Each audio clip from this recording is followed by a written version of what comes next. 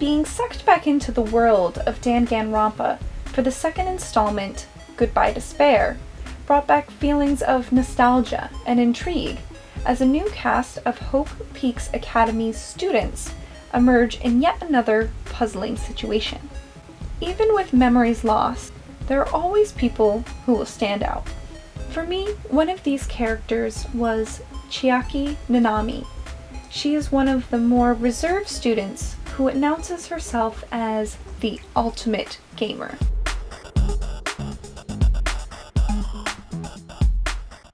Though even before learning she was a gamer, I was drawn to her by her adorable looks. That hoodie, her kitty cat backpack, and don't forget her pinkish hair and innocent expressions.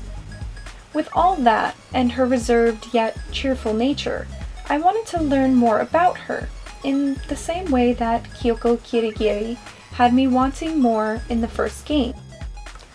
But here I go again, rambling on about my love for this character. Time to kick off this review by, you guessed it, taking a look at her packaging. If you remember Phat Company's Kyoko's figure box, then you will notice many similarities between hers and Chiake's. As we can see, the design, photo placement, and large character windows can be seen throughout both boxes. With Chiake's box, we do see a color change to match more of her style, and instead of Monokuma, her window outlines Monami's figure. I feel the style of these boxes are both fun and unique, showing off the feel of the series as well as the characters and figures themselves. Through the large Monami-shaped window, you are able to see Chiaki just floating there, surrounded by all this blister packaging, which is needed to protect every little piece. Assembly is definitely required. And putting her together isn't really all that easy. Since there are 3 stand arms, it's almost like you're putting together 3 different figures, and some of them are harder to put in than others.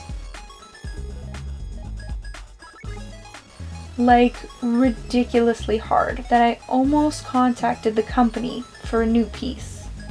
But because they are all mass-produced, you might have better luck with yours. Also, there are a lot of cables to plug in as well, which makes me feel like I'm actually setting up my own video game system. It was quite fun and a refreshing change. I loved how realistic and detailed they were. Even the AV cables were their own separate red, white, and yellow pieces that came together in this posable wire. With that finally finished, we can really enjoy how intricate and detailed this figure really is. Each piece is floating above Monokuma's giant face that not only gives us a fun base for Chiaki, but it also gives off the illusion that he is ready to engulf Chiaki and Monami with ultimate despair.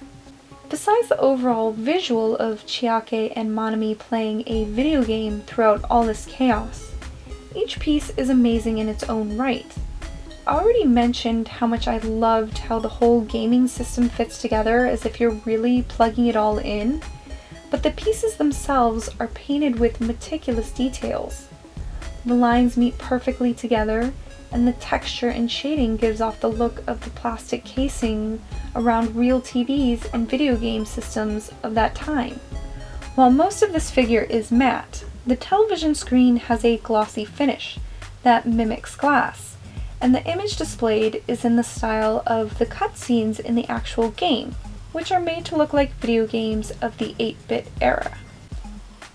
While these pieces are all impressive in their own right, they are there to create a scene for the titled character of this figure and her rabbit sidekick. With a lot going on though, it can be hard for Chiaki to stand out, but she really holds her own with her free-falling pose and equally immaculate details. Her hair and her clothes match her descent as she falls closer to despair. The shading between every crease and the switch from a matte finish to a more polished one for her Mary Janes makes her really pop. Her 8-bit hair clip completes her look, but while it draws my eyes to her locks, I do notice that she does have that hair seam that seems to be popular with minifigures. While I would prefer a more seamless look, it doesn't distract too much from her ultimate cuteness. Nanami also has a matte finish, and her shading creates this look that she is a worn stuffed animal that's been quite loved. While her finish matches the feel of this figure, I feel that it doesn't match perfectly with the images of her in the game. Even though she does get blown up quite a bit, every time she comes back, she looks brand new, as if she just came out of the factory. Other than those few small finishing remarks, and all the pieces making this one hard figure to assemble, the other thing I found with all the cords and pulls is that this figure can look a bit messy from certain angles. Some figures look stunning, even from behind, but I can't say the same for Chiaki. Luckily, she looks pretty good all together from a few front views, if you can look past the clear pulls. While you couldn't have this piece held up in any other way, the pulls do distract a bit from the overall look. While she isn't perfect, she still is one dynamic figure that can be appreciated for her unique pose and the risks that Phat Company took in order to create such a scene, if not for just the sheer cuteness of Chiaki and Nanami. If you are a fan of the Dangan Ronpa series and Chiaki, then I suggest picking this one up. Even with the poles, we don't see a figure this unique too often. Well, that's it for this review on the Chiaki 1/8 scale figure by Phat Company. Let me know what you think of this figure in the comments below. And if you like this video, don't forget to hit that thumbs up to let me know that you want to see more figure reviews. You can also swap out Homura's left hand to display Kyubey and what only can be rightfully described as getting exactly what he deserves.